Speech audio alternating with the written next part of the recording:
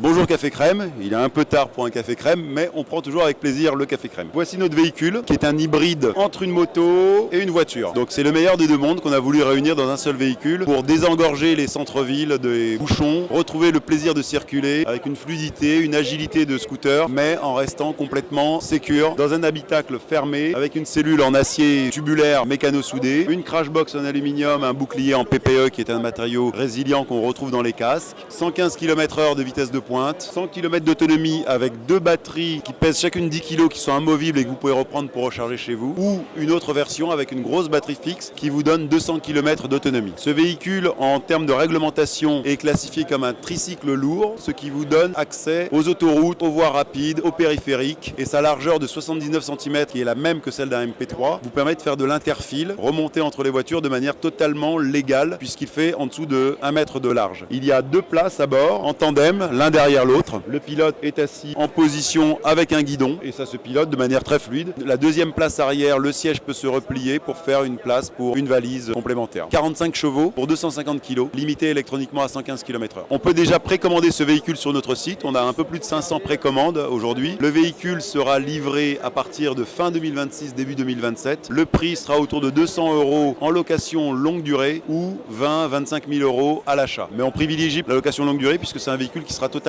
recyclable et à l'issue des 3 ou 4 ans ou 5 ans de location longue durée, les utilisateurs peuvent le ramener pour qu'il soit remis, reconditionné et reparte dans le circuit virtuel de l'économie circulaire.